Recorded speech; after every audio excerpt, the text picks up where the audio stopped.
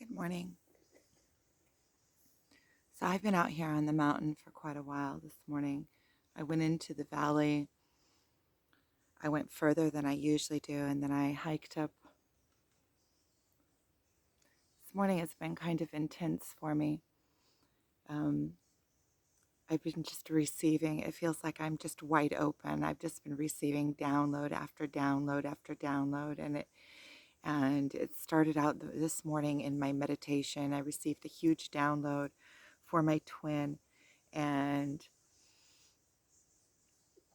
and then it sent me into all of this questioning, and which just keeps on going and keeps on going. It's like the download keeps coming, but it's coming in parts and glimpses, and I'm just in complete receiving mode, and it's overwhelming. It comes in a way that it's like I'm receiving layer after layer after layer, and I'm getting it in pieces, and it's all connected to one, but it's coming in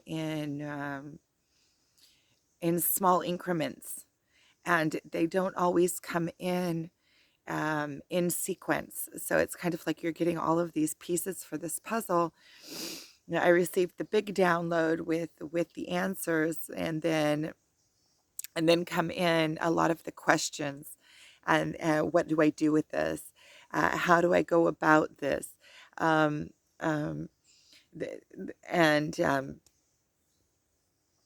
and differentiating between the ego and the higher, my higher purpose, or coming, or separation between the ego and, and the soul. And you have to use your mind also in order to combine and process all of the information that's coming through. So you can't disconnect from your ego. You have to use your ego, but then how do you, there's still parts of the ego that are catching wherever you have emotion attached, or fear attached, is where your ego is still in the process, and giving input, or altering the purity of the message. So you have to kind of you have to pay attention to where your emotions are. um, See, it's all just a big mumbo jumbo.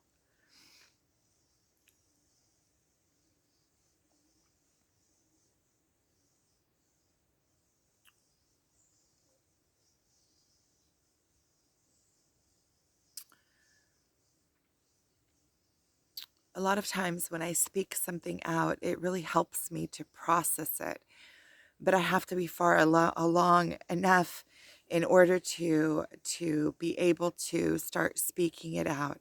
So these messages that have been coming through to me this morning, they're so relevant for this spiritual awakening. And I know that these messages are, especially the big download that I received this morning from my twin. I know that it's not only for him, that there's so many of us working on the same things that are connected to the same energies. And I understand that this message is not only for him, it's for me and for all the others that are going through this same stage in the spiritual awakening. And as I can see, when you can take a message and you can apply it to somebody, and you can kind of see the inner workings and how it works on that person, you can see how it works with any relationship. And what are we always working on? We're always working on whenever we're working with relationships, our relationship to the earth, our relationships to others, because we're always just a reflection. We're always, all of the work that we do is reflective work. It has to be reflective work. We can't do work without reflection. And so we have to be in expression and receiving back input from the expression that we put out. And in that way, we are able to do our inner work. So whatever messages that I get through for him specifically, in relevance to his relationships and in relevance to a conversation that we had the other day. You know, when you put a question in, sometimes you don't even know that you put a question in. Sometimes you can have a question that when you receive the answer, you realize that the question was there. It's kind of like when you realize a gift that you have, and then all of a sudden you realize that that gift was always there. It was in the video that I spoke about yesterday. And when I received this massive download, it all came in at once. And then my mind started going over it, and I started realizing the genius in it and how it is just perfect, and it's so simple. Aren't the most genius things the most simple? It is regarding a relationship about just how to surrender into that relationship. So it's basically doing the opposite of what you have been doing. So if in the relationship the other part is pulling, it's giving them what they want. It's giving them what they want, but you also have to realize what they want in the relationship, because usually, most of the time, when people are asking for something, they have funny ways of asking for it. So a lot of times they'll be asking for it in a way that they don't even know that they're what they're asking for. They're asking for something, but they're putting all sorts of masks on top of what they're asking for because they don't want to be vulnerable in that way. Because if they just straight out ask for what they want, first of all, a lot of times they don't even know what they want. They don't know how to ask for what they truly want. So they come in ways of, you could see it as in like a parent-child relationship. Like the parent wants a certain behavior from their child. They want their child to act respectful. So when they feel disrespected, they'll come in and they'll start blaming the child. Oh, you're just this and that and this and that. And you look at the way you're acting. And instead of asking for what they truly want, they start blaming. And that creates some kind of cycle. It creates a cycle of the kid pulling back. And it reinforces whatever the parent is saying. If the parent is telling a child that their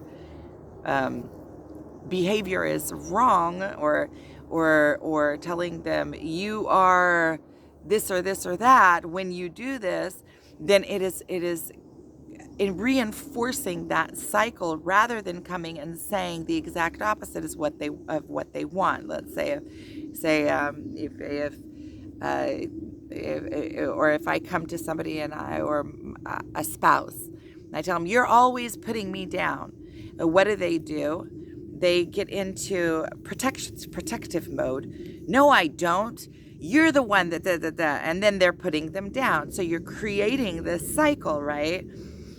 Rather than if you were able to see by them putting you down in this place, it's actually them requesting from you the opposite. So let's say if instead of me telling my husband that he's constantly putting me down, I could come in and find a place and say, it's so nice, honey, when you tell me how good I'm doing. And that would reinforce, not only is it giving that vibe to my spouse, but it is also reinforcing the behavior that I want. It is telling them what I want, and it is giving more power to what I want. It's bringing the focus off of the bad, right? Because when you put your focus on the bad, it reinforces the bad and creates more of the bad. And it's bringing the focus back over to what you really do want and truly want. So in a relationship, with this big download that I received this morning, and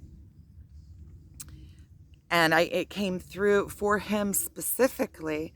See, and then my ego gets involved. Okay, so what do I do? So I write it to him, the whole message, and then my ego starts in, well, wait a minute, how is he going to see that? And maybe he's going to see it as this, or maybe he's going to see it as that. And then I start saying, okay, wait a minute, what is your ego doing in here? If the message is pure and the message came for him, and then I start thinking, well, a lot of times we want a message. We want, what somebody has to want and request to receive a message.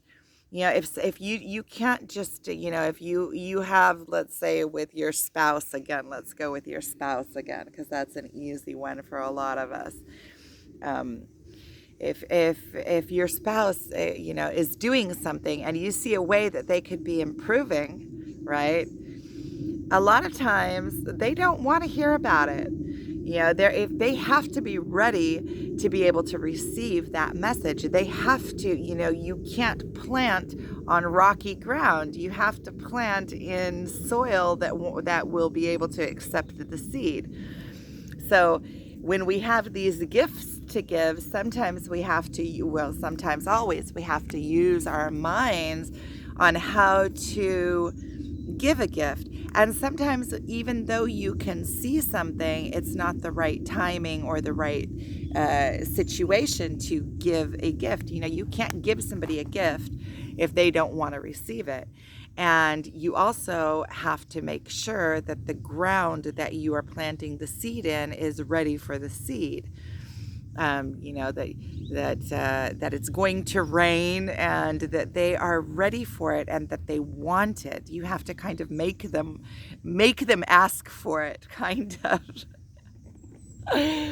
Make them want to receive the gift. So this is good. I'm glad that I opened up this video, because up till now I've been in this valley maybe a couple of hours. In a second, I'm going to show you where I'm sitting. I'm sitting somewhere magnificent.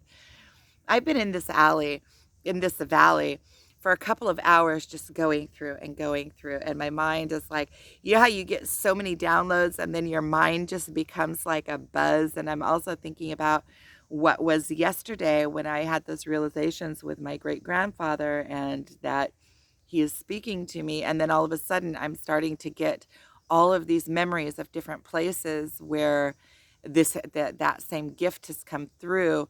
And it's kind of overwhelming for me to realize, because it's kind of having to take this massive understanding and comprehend it somehow. And not only comprehend it, it's also realizing that I have this talent or gift, and then what do I do with it? And the answer that I keep on getting is surrender. Just let go. Just let go. Let go. You know, I'm understanding that there is divine intelligence and divine guidance, that I just let go. And as I let go, these things come in. It was like this morning with my meditation. I have been requesting, and I've been working on, like yesterday I also said, on the pain, releasing the pain. And what I realized is I go in the morning and I start releasing the pain, and I actually see it visually, like removing the pain from me. And then I realized that after I start removing it, I have like a breakdown. I have a breakdown of this complete total pain, crying I had earlier in the valley, just like this complete ugh. And that feels like that's the release of the work that I did in the morning. And the more I release this pain, the more I am let go into these higher realms, the more messages that are coming through purely, the more that I'm finding my connection to my divine self. Because the emotion, this is our guidance system, right? The emotion is under the ego. So wherever the emotion is places that I'm holding, places that I'm holding expectation. Otherwise, I wouldn't have pain. Why would I have pain if there's no expectation? If there's not something there that is not getting satisfied, right? What is satisfaction? Satisfaction is satisfying an expectation. So the expectations are on the holding, where the ego is. So the ego is what is wanting to make something go a specific way. And on this twin flame journey, sheesh, the lessons that are coming in over and over and over and over. I think that I'll do a separate video that kind of updates on what I've been going through on the twin flame journey, because I realize that I don't talk about that a lot. I talk about it here and there. It comes up in the videos, um, because it's just a part of my existence now, like a massive part of it. But there's so much healing that is being done on this journey, and there's so much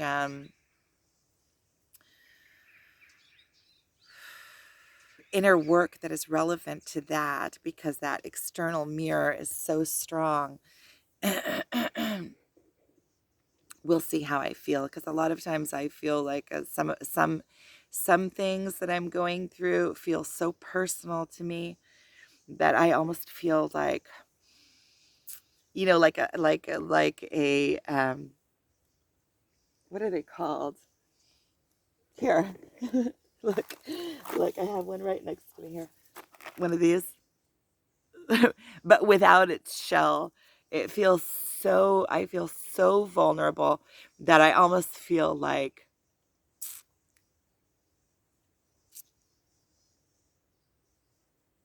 raw. It just feels raw a lot of times when I talk about the things that are personal. A lot of the things that I talk about are personal, but I also see like the lessons for others in them.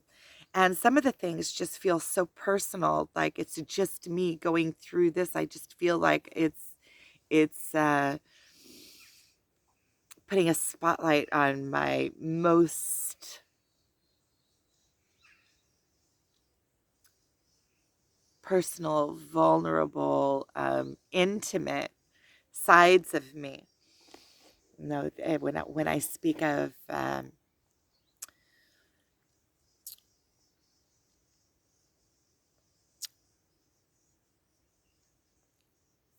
the pain, it makes me feel sometimes like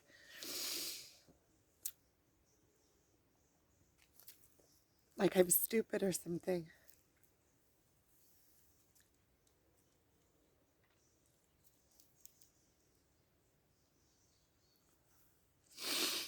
Let me show you where I'm at. It's a cave. It's a massive cave. I don't know if you can see how big it is, maybe compared to the bird flying over there, but it's massive. I climbed up on the side of this mountain here. I'm sitting opposite the mountain. You can see over there the cliffs.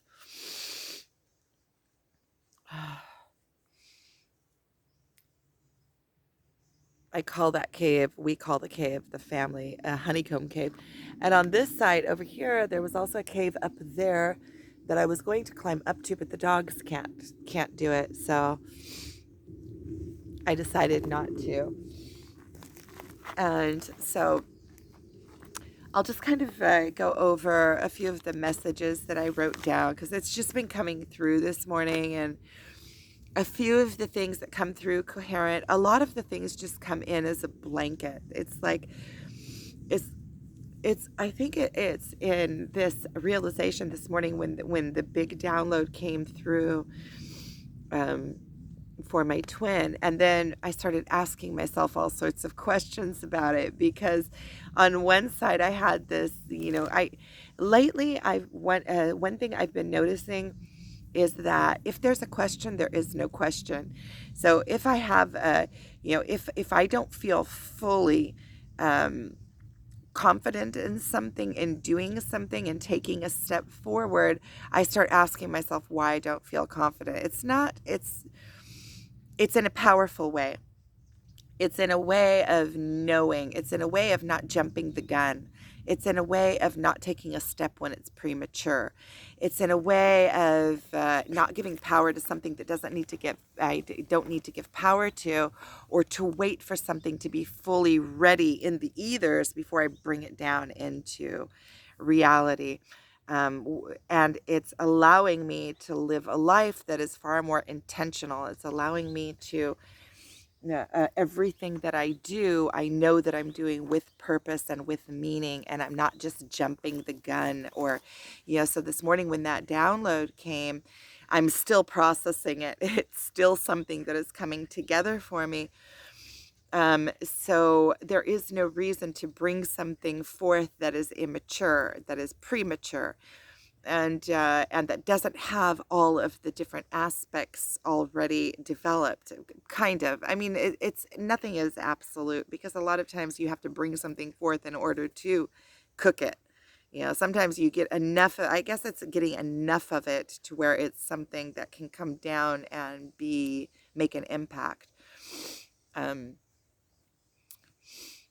and kind of all of the sides of it, kind of like, it's like you get a skeleton of something and it needs to develop. And so I'll just go over the other notes that came to me. So this video will kind of be like a video that covers a lot of different things. Okay, so when you truly trust, there is no pressure. So that was something that came to me this morning. When you truly trust, when you truly trust, there is no pressure. Because what causes pressure? Pressure is caused because you feel like you have to do something. You feel like you have to make something happen. And so you start feeling pressured about it. Oh, I have to make this happen. But when you really trust that there's divine guidance, and you trust in an inspired action, and you trust that you'll know what to do when the moment comes, and that you will move on it, then there is no pressure. You realize how things unfold. There's no pressure in things. See, it would be nice if things would move along quick, especially on the spiritual awakening, so that you can move into the next level, move into the next level, move up, move into the Eden. That's another thing I was seeing this morning, is that we get glimpses when we're on the spiritual awakening. And I see how that it has to work like that, so that you know where you're going, right? So on the twin flame journey, and on the during the spiritual awakening, we can see where we're going. We can see that we're going into this place of bliss, into this place of inner knowing, into this place of balance. And we get glimpses of it. So we get into this, as Abraham Hicks would say, into your vortex. So you get into this place of complete bliss. And when you're in there, everything is clear. And then when you have these places that you still need work, that you still need to work out as you go along in life, our natural place is to be in our center, is to be in our natural state of being, in this complete peace, in this complete knowing, in the flow. And then as we go through life and we experience things and we touch different things in life, we get in places that we're not completely in sync, and places that we still have work to do, we get tossed out of our balance. And then that's an opportunity for us to do the work and bring ourselves back into our center. So every single time that we're thrown out of the vortex, as Abraham Hicks says, it's an opportunity for us to do the work and bring ourselves back into the center. And so when you trust, there is no pressure. When you're in that place of knowing and trusting the universe, and knowing that everything is exactly as it should be, as it can't be any different than it is. And you are exactly where you need to be on your spiritual awakening in every single moment, because one thing is built on the top of another, on top of another, on top of another.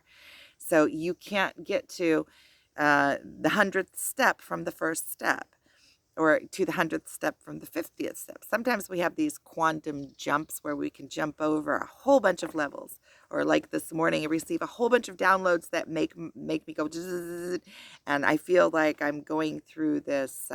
Feels like when you're spiraling like this, and then all of a sudden you're getting to a point where the spiraling is like that. I feel like I'm getting to that place. We keep on going through these portals, and I feel like, with that huge, massive download this morning, it sent me into a spiral of asking all these different questions. And then once you start asking the questions, you start receiving the answers. A lot of times the questions are, knowing what to ask. Once you know what to ask, the answers come. But a lot of times the most difficult thing, and the thing that is the most, pushes you the most forward, is even knowing what to ask. What am I asking for? What do I need to know? And that is in the question. That is in knowing what to ask is in the question, obviously. Knowing what to ask is finding the places that you are still in this, where your mind is in a fog, where you're in this gray matter. There's this gray matter in certain areas of your life. If you pay attention, you have gray matter. And sometimes it's just to ask, what is there to ask? And just starting to ask questions leads to more questions and more questions. So The next thing that I have written down is ask and you shall receive. Ask and then let go. So it's to ask, know what to ask for. Want the question, but don't keep on beating the same bush. Ask the question and then let it go and go on. Like my great grandfather told me, keep busy. Just keep busy. Move on and trust that the answer will come in ways that you least expect it to come in. The answers are coming in through nature. Yeah, I was walking down this valley and I was down at the bottom in this cave over there, and the cave is full of bats, full of birds and bats, and there's constant noise. And I was looking from the bottom into the cave and I was thinking, wow, that looks just like my mind. There's like my mind and all of these thoughts going and going and going, and it's like chaos. It's like chaos. So but it's more than, but it's way better having the individual birds flying around than a whole mass of birds that can't even move. And maybe at the beginning of this spiritual awakening, it was like having just this big ball of birds that you can't even, slowly have to pick away at the strands. It's like having a big knot in your hair, slowly picking the strands out of the knot to where you can slowly start brushing your hair and make it. And so each thought is like a strand, but in a big mumbo jumbo. When you first start, it's the most difficult to get all of that, all of the wires that are crossed and kind of lay them out and see what you're working with first of all, and then you can figure out, oh, this line is this and this line is this, and then you can start reconnecting the lines. You can see it as like a big electrical circuit board that all the wires are miswired. And so first you take them apart and then you see what you're working with and what works with what part, and then you can connect them, but it's way more complex than that. So ask and you shall receive. When you ask a question, you always will get the answer. It doesn't always come as you expect. Release expectation. That's why let it go, and then you'll get the answer. Because you have to, if you already had the answer, you would have the answer, you wouldn't have the question, right? So once you have a question, it means you don't have the answer. So ask the question and then allow the answer to come in, because most of the time when we have especially these big questions, the answers come to us from completely unexpected places. If we're trying to force the answer from a certain avenue and this other avenue is bringing us the answer just like that, we won't even be able to recognize it because we're so busy trying to figure it out over here. So ask and then allow the universe and you shall receive. Allow the universe, because a lot of times it brings in the answer from places that you would have never expected it. The answer is usually, most of the time, usually not what you thought. It comes in from a completely different place. It's something completely different than you could have ever imagined in your own mind. And so you just allow, because there's so much more in the universe, this divine intelligence can offer you when you just allow. So ask the question and then be patient. It goes back to without pressure. Allow the universe. The more you can release expectation, the quicker the universe brings you the answers. Sometimes it's almost instantaneously. You let something go, like in this video. Say I opened up this video. I had no idea what I was going to talk about. I just felt like I needed to work this stuff out and kind of tell about, about these gifts coming in. And as I speak, everything is connected to everything. So you can see that all of these points that I wrote down are connected to one another, but they're also connected to the divine message that came through this morning, which is in relationships, release. It's kind of like surrender and give the other person what they truly are asking for, what they want. And in that way, not only are you surrendering into it, you're able to see the other person's perspective, but you're also seeing the other person with chemla, as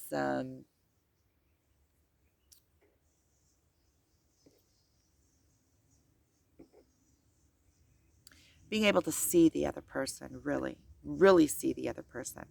And then through that, you're able to see your own behavior in the situation. A lot of times, it's just doing the opposite of what you would normally do. So if you're normally holding in one place, then to give that other person, and in that, you also get this inner strength because you have to go through yourself and surrender yourself in this place that you've been holding forever. So it's going to take practice and learning how to let go in this place, because all of your triggers, especially if this is a relationship that you want to repair, all of your triggers are going to be activated. And as they activate, you have to keep on release, surrendering. Okay, what is this person? You have to get really curious. What are they asking for in this situation? Are they asking for respect? Are they asking for you to see them? Are they asking um, to be acknowledged? Are they asking, even if what they're asking for is not correct, like you can see that openly they have expectations of you and they want you to be in a specific way, right? So usually on the surface it's something like that. They want you to abide by what they think. And so it's like controlling. And so you're holding in this place, right? You're not giving them what they want because you want to be your own entity. But a lot of times it is in really listening to what they want. Okay, it might be something really obvious. They want you to be a doctor instead of a musician. But what they really want is to know that you're taken care of and to know that you're okay and to see that and to be proud of you and to um, know that, have peace that you are living your potential, that you are living up to your potential of being all that you can be. And so a lot of times it's just coming in and reassuring them that what you are doing is the most that you can be, and reassuring them in that underlining um, place what they're really asking for underneath. See, people ask for things in funny ways. Okay, so the next one that I have is ask the right questions. Know what to ask. Knowing what to ask is the most crucial part of your life. So that's something that we already covered. A lot of times when we go through life, it's not about, it's about knowing what to ask for, knowing to ask for guidance when you need guidance. Just asking, what do I really want out of this situation? See, it's just like in what we were just talking about how people ask for things in funny ways and they don't really ask straight on for what they want because they don't really know what they want.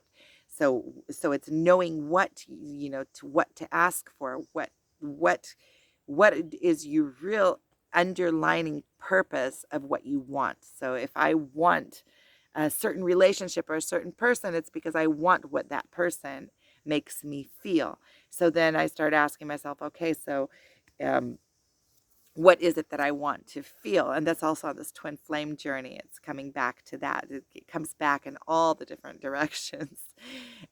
So what do I want to feel? I want to feel whole. This other person makes me feel whole. This other person makes me feel loved. This other person makes me feel secure. This other person is endearing and triggers my sense of humor. So I want to laugh a lot. So you start asking yourself the real questions, and then once you start asking yourself the real questions, you can start giving yourself the answers. You can start giving yourself the gifts that you're wanting from the outside world. So knowing what questions to ask. Okay, so here's another one. First, you hear the echoes and see the shadows before the thing comes. So a lot of times when we're going through when we're getting a big picture, a big download of something, first we start seeing the shadows of it, and then we start hearing the sounds of it. Because if something massive comes to you, just falls out of the sky, you don't have any kind of bridge between you and that thing. So so first you start seeing the shadows of it. First you start realizing, wait a minute, something's here.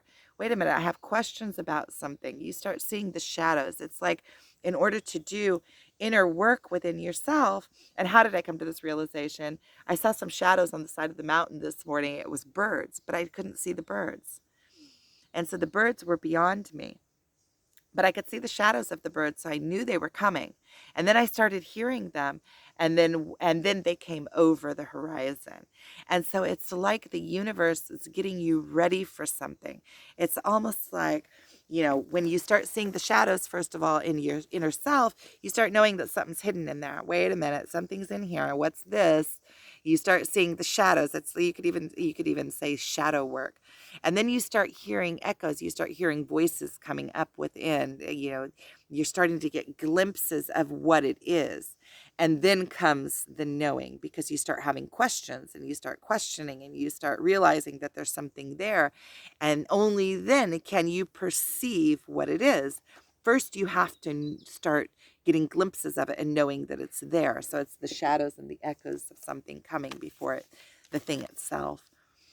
Um, Sometimes souls are asking for something that they do not know what they are asking for.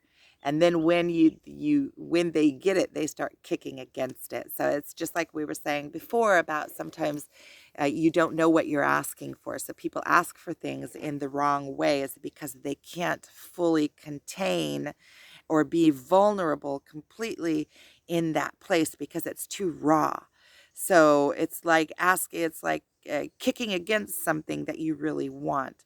So it was just like that big download that I had this morning, and that was relevant to that. That's why that came in, is that what if I take this big download and I hand it over on a platter to somebody it touches them in places that is so raw that they're not ready to receive the gift, so they start kicking against the gift. That's not what I want. That's not what I was thinking. I don't, it's too mushy.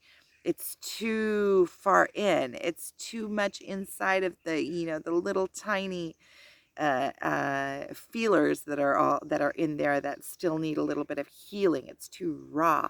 So a lot of times people will be asking, and it's also with these gifts that come through, like messages for people that come through. I always have messages for people. It could be random people that I meet on the street that I have a message for that comes through just out of the ethers. And a lot of times somebody is not ready for the message. And so when you give them the message, you have to also use your mind. You also have to use this body, space, matter, substance, your own, you receive these messages from the ethers, which the ethers they're not, they're above and beyond this plane.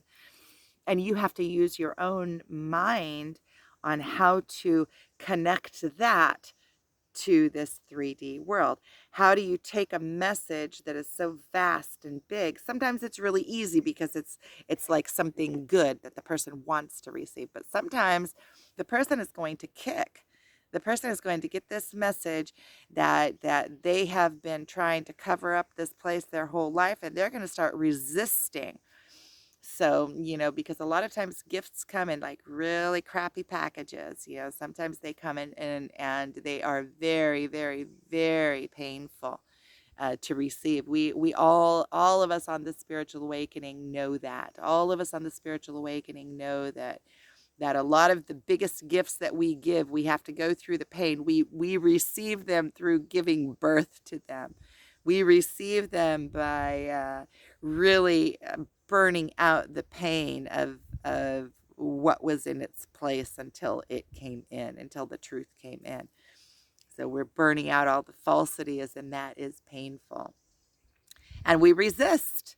We resist. We don't want pain. It's just like we avoid sticking our hand in the fire. We don't want pain. Pain hurts. Well, obviously, pain hurts. We don't want it. So a lot of times we avoid it we try to hold on to our old beliefs. We try to twist the old beliefs around so that they can fit in with whatever the new thing coming in. We resist having to let go. And so a lot of times when we receive these gifts, we kick against them. A lot of times, even when we receive gifts that are coming through for us, we kick against them. So the more that we can release, it always comes back to the surrender. The more that we can release, the more that we can let go, the more that we quit trying to force something down a certain route, the more that we are able to just surrender, because it's going back to the soul is only an experiencer. The ego is what attaches all the emotions, and it gets attached on things and thinks we need things for this existence. And, we're leaving here with nothing. We don't need fancy clothes. That's just ridiculous. We don't need all of that. And so when the more we let go, the more we let go, the more we let go, the more we see that we're holding and the more we can let go. The fancy clothes and the fancy car and all of that are the simple things, because those are the big things. Those are the easy things to let go when you're attached to emotions, or you're attached to people, or you're attached to certain ways of thinking, or certain thought processes and things that we are always taking around within us that we don't even know that we're holding on. Those are the difficult ones. That's where we're really tested. And the little things we're tested. And that's something my twin told me 2 times ago when we met. We're tested in the little things, not in the big things. The big things, it's easy to make the decision. The big things, it's obvious. It's the little day-to-day things. It's the little choices that we're tested in. The little thought processes that we're holding on to. Okay, so let's see what else I have. Twin flames, all ego must.